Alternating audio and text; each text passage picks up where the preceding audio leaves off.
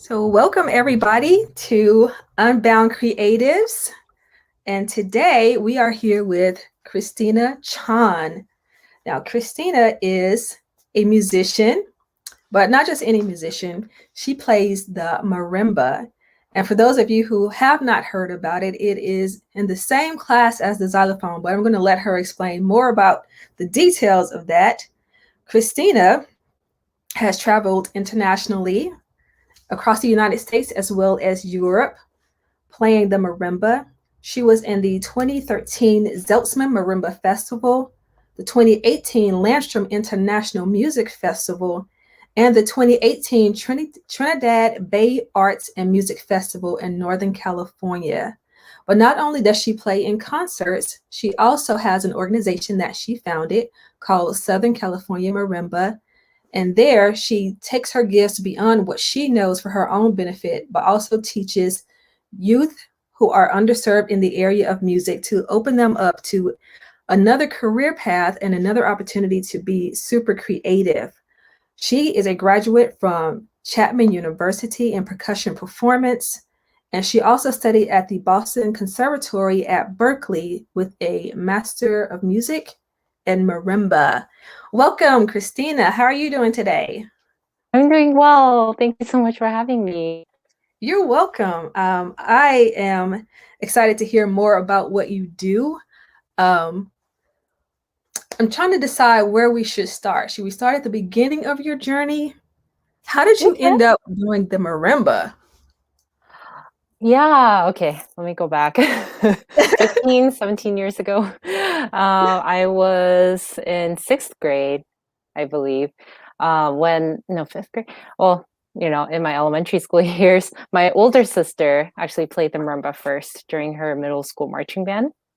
And that was the first time I saw xylophones, marimbas, and vibraphones being played as a front ensemble.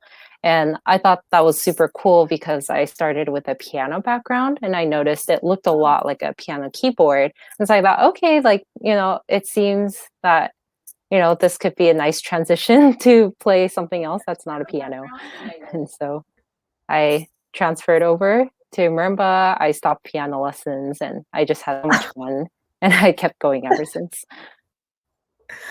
Awesome. So how similar are those? How similar is the piano to the marimba?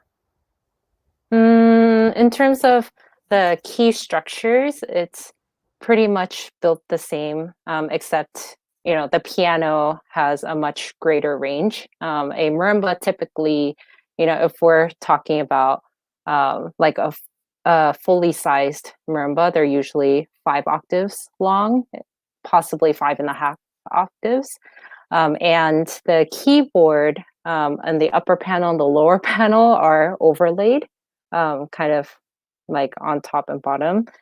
And so there is some physical challenge of, reaching some of the keys. And it can be a workout sometimes behind the instrument.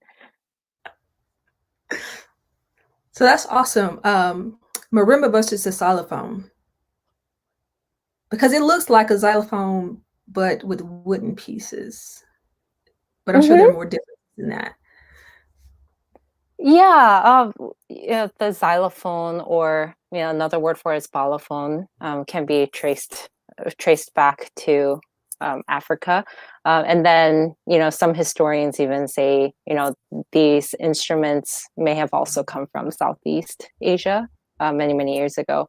But yeah, over time, these instruments have gone through changes as they traveled around the world. But Right. I think most notably, some of these instruments were transported through the transatlantic slave trade, and that's how they entered the Americas. And so, like, if you like, the instrument of the marimba is considered a national treasure and instrument in Guatemala, and it's an important instrument in parts of South America, and also of course nowadays just all over the world. Even though we're a small community, the marimba has gone through some changes over time, and we could even say it's gone through kind of a Western classical transformation, and adopted some of like the Western traditions of music, and that developed into the instrument that I typically play on, the 5-octave marimba. So where would people hear marimba music? Because it's probably out there and we're just not as aware that that's the instrument we hear. Depends on which country or continent we're talking about, but I guess if we talk more about the U.S., a lot of like these marimba. I know for myself and for a lot of students, we first encountered this instrument through like possibly our public school programs, and like in the front ensemble of a marching band. That's kind of I know that was my first encounter with the marimba, and then you know it's it has a very atypical history compared to I think other like Western classical instruments, and so we have quite a bit of like performer composers, people who play on the marimba and then they'll compose tunes and pieces, and Okay. so we have a lot of contemporary composers. We sometimes also do arrangements of pieces that were originally for other instruments like piano or cello, and then we would adapt those on the marimba and play them because we don't really have that, I guess, Western classical history, like maybe Right.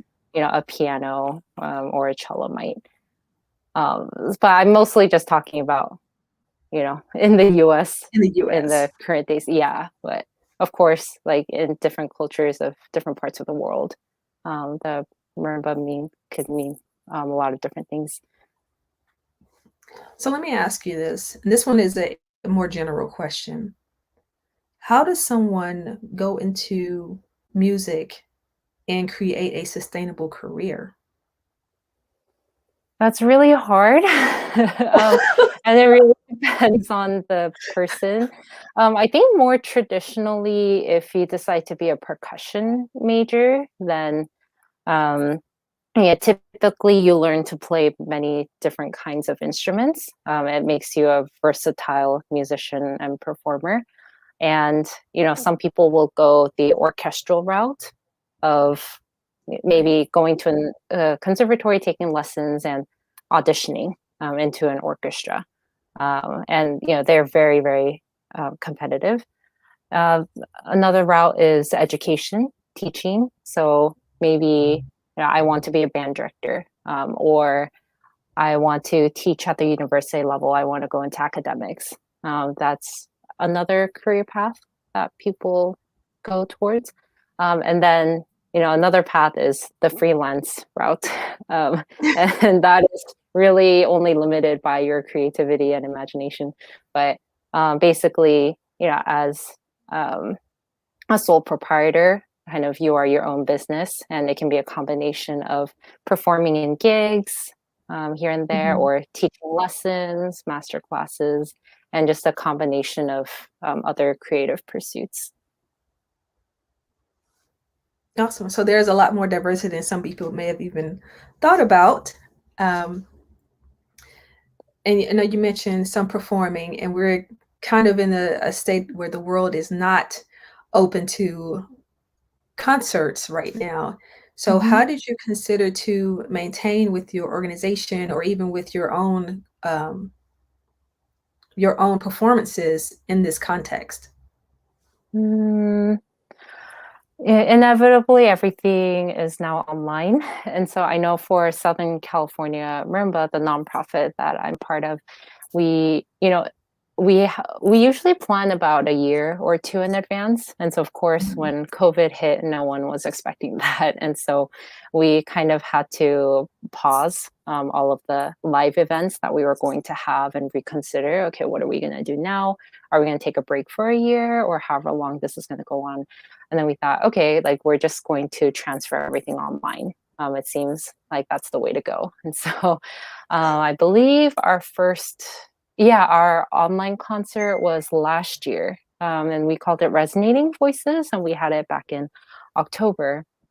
And I know leading up to that concert, there were lots of modifications and changes because it was our first time trying to do a concert online. Right. So there were a lot of trial and errors, and when is this going to happen? Who's going to be a part of it?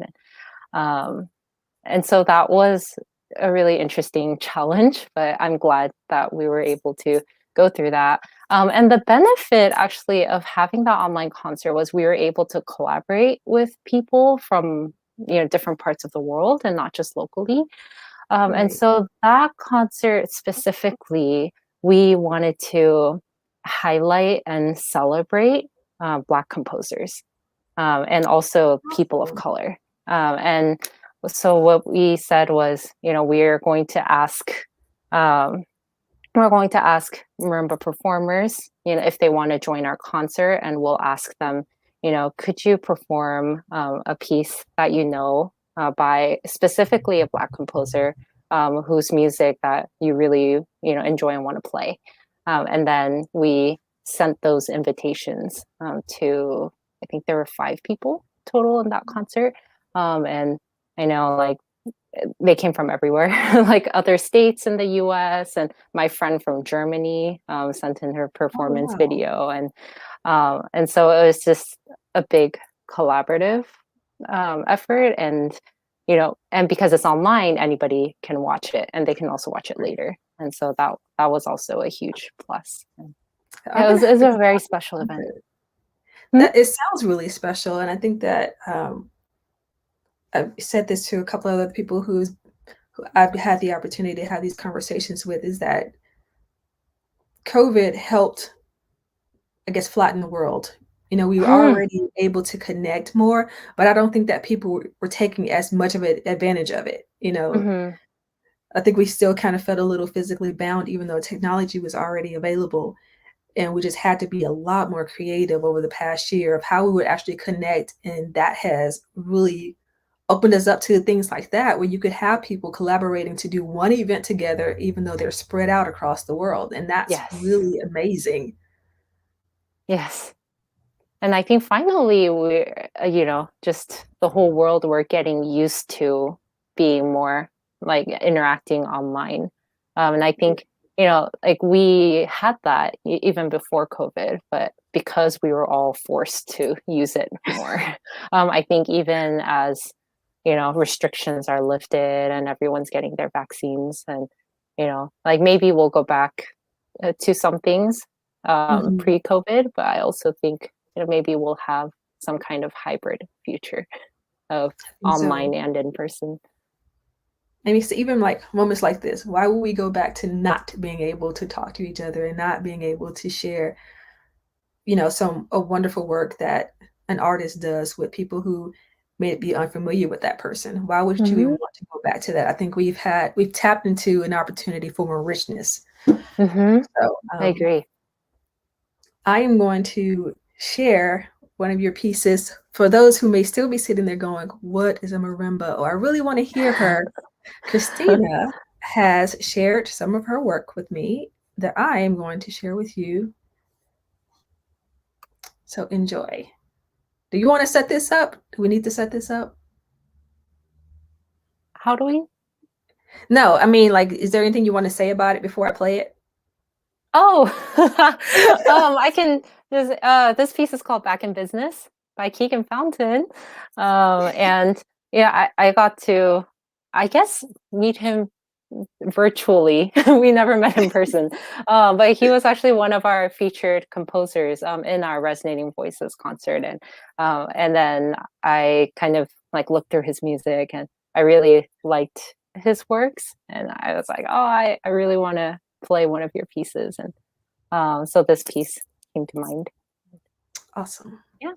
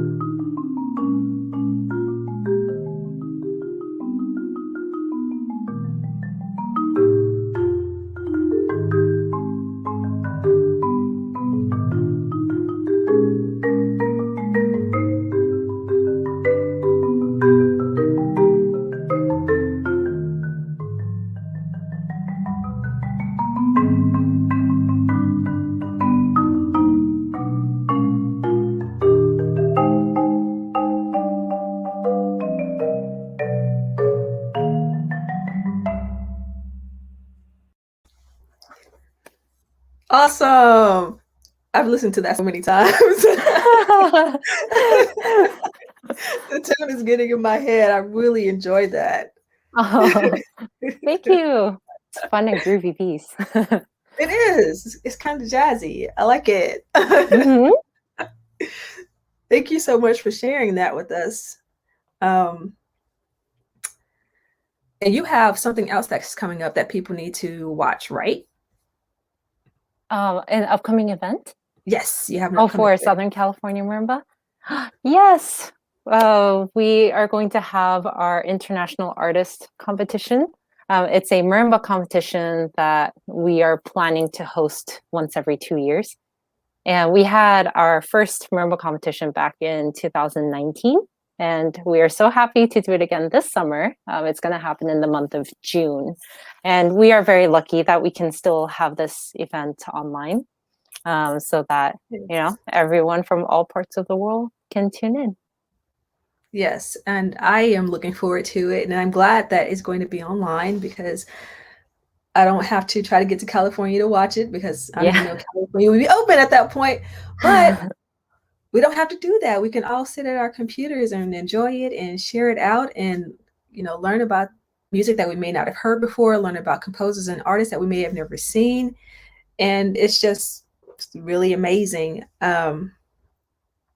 And what's even funnier, which shouldn't say is funny, but doing this has made me have conversations with people and to see all these possible intersections. Like we could have very well been in Boston at the same time. When you Mm. were in Berkeley, I was at Emerson College, which is not that far from Hmm. the conservatory. And I jokingly said that I do not miss winters, and Christina actually still does. But I Do. don't miss the cold. I don't miss the nor'easter because snow falling in your face sideways does not feel good. But I think I it's do miss the because I'm calmness. from. Go ahead. Oh, it might be because I've lived most of my life in California, and snow is still a very new and foreign concept where I live. I can understand that. I didn't get much snow growing up because it very rarely happened here. It's if it's in the forecast, everybody stays at home because Ah. nobody's used to driving in it. Um, but I do miss the concerts in the park. I really do Oh. miss that. Yes, because in Boston, for those who don't know, they have concerts all summer. They do a summer concert series, and you can just take your food, go sit out in the park, and listen to some very awesome music with the Charles in the background. And it's very picturesque, but it's just a wonderful community offering. And it's a nice gathering place, and you get a chance to hear music that you might not normally hear. The Boston Pops come out. It's just a wonderful Mm. experience. And music is so vastly important to just the tapestry of our culture. And I don't think that we're always even aware of the role that it plays in, in our emotions. We hear it in our films and television. And I don't think that we even realize it because it's not always at the forefront. But even for those of us who just simply get in the car, we're listening to the radio. You know, there's music on our phones and we're surrounded by it all the time, even if we're just standing in an elevator. And it Mm. is people who have committed to composing and performing that give us so much. So I greatly appreciate what you do and what you're teaching the next generation to do. It is so important. And I don't think that we as a culture always give the arts the applaud that it deserves. Mm. So thank you. Thank you Oh, for thank you. choosing this as your career path. I think it's fantastic. And I'm glad that you and your team had enough forethought to say, we're not going to sit until things go back to the way they were, but we're Hmm. going to share our gifts, even if the way that we share them is a little bit different. Hmm. Um, so during my time in Boston, my main focus was visual effects. Like that was why I was there. That's why I went to Boston to go to Emerson to study that. And during that time, technology in this shaping, it was just coming on, and social media was just starting. I was in that group that was like, oh my God, what's Napster? Which doesn't even exist anymore, but uh,